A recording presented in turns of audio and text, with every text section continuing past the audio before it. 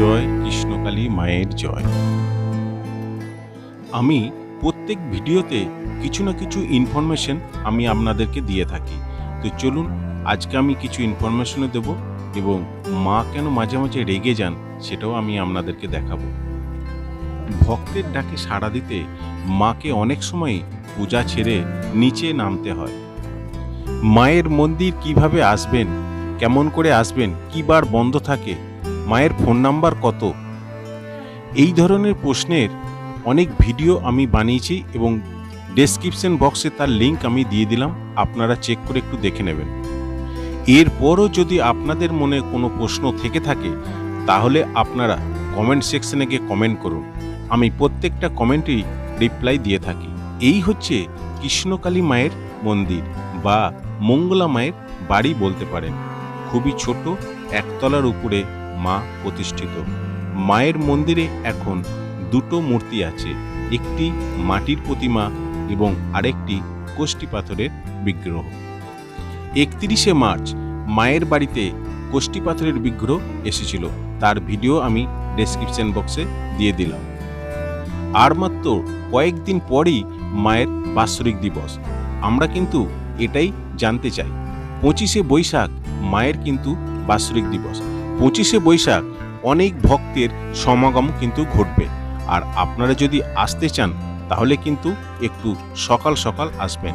আপনাদের মনে যদি এ প্রশ্ন থাকে যে ওই দিন মা দেখবেন কিনা, সেটা কিন্তু আমি বলতে পারবো না, কারণ মঙ্গলা মায়ের ইচ্ছা কখন কি হয় সেটা কিন্তু খুব বলা মুশকিল।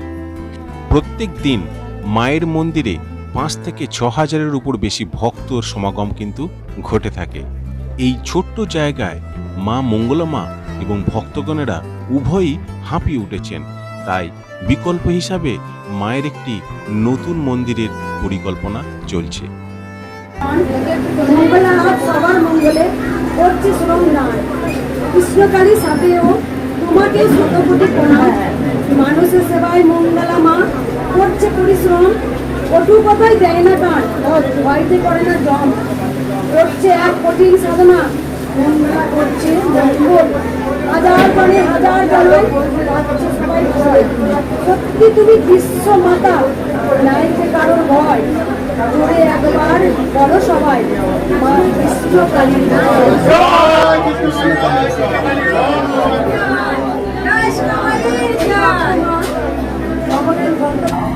আমি রেখে যাই যখন কোনো মায়ের তো একই মায়ের সন্তান, মায়ের তো একই সন্তান, কে পর কে আপন, কেন তোমরা বিচার করো? কেন তোমরা না বুঝে না জেনে শুনে কেন তোমরা অনেকের কত কথা বলে দাও? কেন তোমরা তো মায়ের তীর্থ বলে এসছো? কেন মুখ থেকে কত কথা বলা যায় কিন্তু সেটা এবার কিন্তু করতে পারবে না? আমি এটাই বলবো, মানুষকে সবাইকে কত কথা বলবেন না। আর একবার আমার রান্না মা এরকমও কত কথা বলেছিলেন, তিনি কিছু বলেননি, ছেড়ে দিয়েছি।